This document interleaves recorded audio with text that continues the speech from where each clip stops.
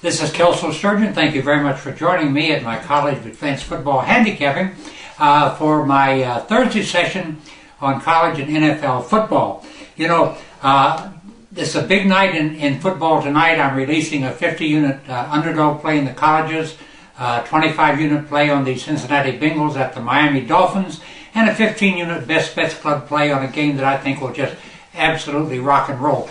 First, let me run down the lines on tonight's game just so you understand what's happening right now. The Bengals are a 3-point favorite at Miami, a total of 43. In the colleges, Houston has been bet up from minus 17 to minus 19 against South Florida. North Texas has been bet down to a 4-point favorite against Rice. Troy, solid 3-point favorite over UL Monroe. And last but not least, Arizona State is a 12.5-point favorite at Washington State with a total of 71.5. Rather high, but that's just the way life is. And don't forget that tomorrow night I'm releasing my 50-unit Pac-10 game of the week. We have USC at Oregon State. Right now USC is Oregon State is a 4.5-point favorite. Now, you know, there's something very important that's coming up. I want to mention it now, and then I want to come back and talk about it after I discuss a little bit on the Saturday game between the two unbeaten teams, Miami and Florida State. On Saturday, I'm releasing my first ever 300-unit college football game of the year.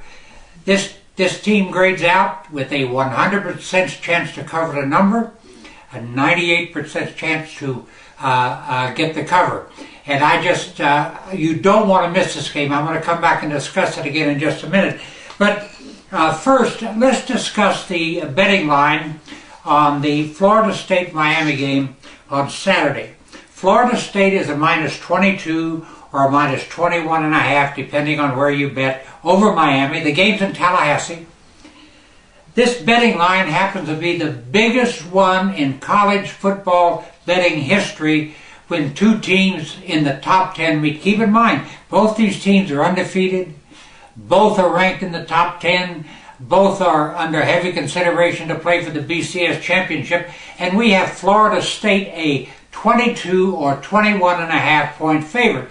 That brings me back to a thought shared one time by an old-timer in Baltimore, a financial market guy named Julius Westheimer, when he always would ask the question when the market was going crazy, just remember, trees don't grow to the sky. Do we have that situation here? And is Florida State being asked to do something in this spot that it's capable of doing? And the handicapping lesson that I want to emphasize here is, you know, there's great danger in asking a team to do something it's never done before. So let's review the betting history of Florida State this season.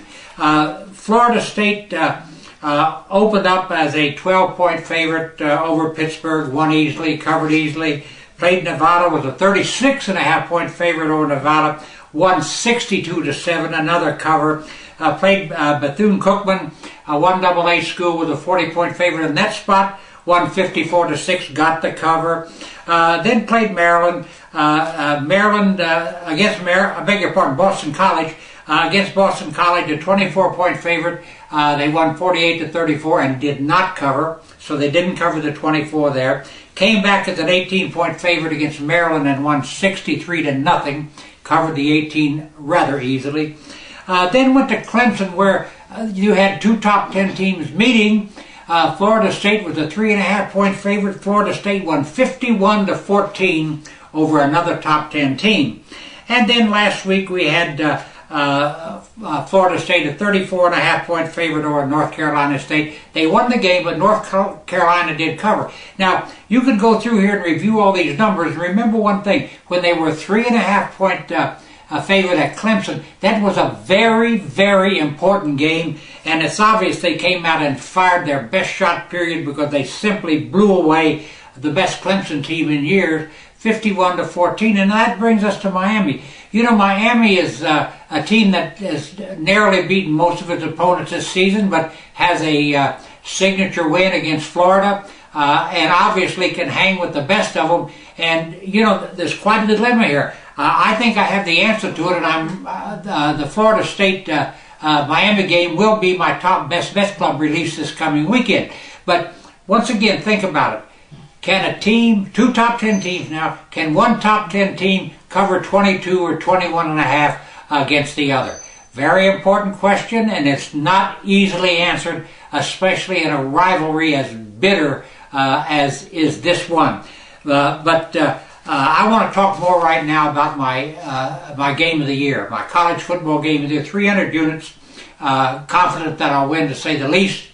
The 300 unit play is the first time I've ever released a college game of the year above the 200 unit level. All started last season when this formula that I use, it has 42 steps for the NFL, 47 steps for the colleges, and I meticulously put every single team in every single game through the ringer, so to speak. 47 steps for the colleges, 42 steps for the NFL. Now, last year when I analyzed the Super Bowl, I was really stunned with what I got. We had a situation there where the formula that I used, which I've been using for 5 years now, the formula that I used said that the Baltimore Ravens, the underdog, had a 100% chance to cover the number. Well, wow, that blew me away since they were the underdog already. Anyway, I honestly didn't believe the figures, but I worked and worked and worked and got the same answer every time. And either you have confidence in what you do, or and what's been successful in the past, or you take a pass. So I released Baltimore as a 300 unit play. They got the money against San Francisco. I released the total over 51 as a 50 unit play. That won very easily. And then I got really the big money, a 50 unit parlay on the Ravens and the over. So that was the first time that I really stepped out of line, and I've been stepping out of line ever since then. Now, coming into my 300 unit college football game of the year, they're the past here, the past performance. Sometimes you say to yourself, as I said earlier, we ask, well, can this football team do what it's being asked to do today as far as covering the number? And I ask that question myself when I'm handicapping. Can this football team do what I need for it to do to cover the number? And when I began studying this game, it obviously came out with a 100% chance to win, which all games over 200 units have to come out with a 100% chance to win.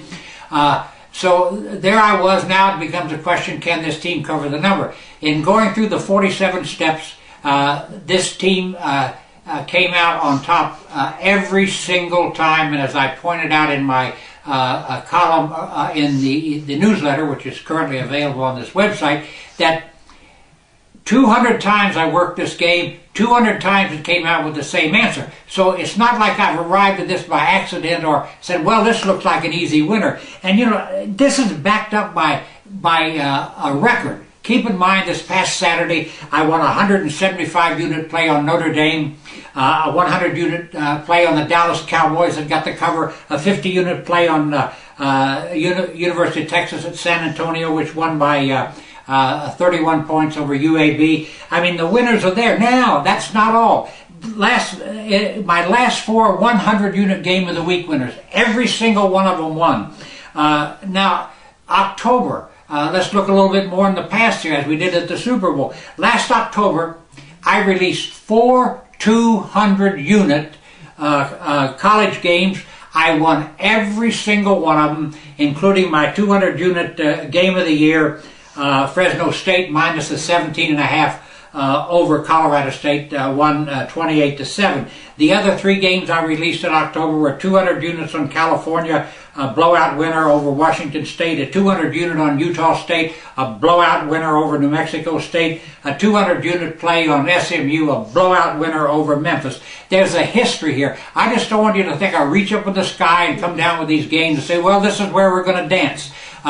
There's always a risk when you bet on a game, but when you find a game that grades out with a 100% chance to win, a 98% chance to cover, and you don't have what it takes to send it in, shame on you. It's as simple as that. So we have going for us Saturday a game that has a 100% chance to win, a 98% chance to cover the number, and you can send it in just as you could on most of my big game plays. Keep in mind, when I started using this formula 6 years ago, I released 50-some games, no, beg your pardon, 60-some games to my high rollers, rated 50 to 200 units, won 72% of them. And the winning percentage has dropped a little bit over the last 5 years, but not much. I have produced, the first season produced a $218,000 profit for my $100 per unit bettors.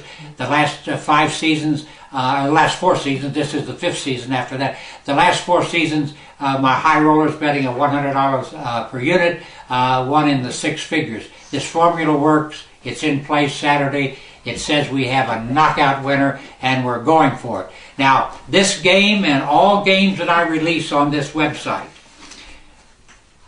are available. I beg your pardon, let me back up here just a minute. All the games that I release on this website are available on the website and toll free at 1-800-755-2255.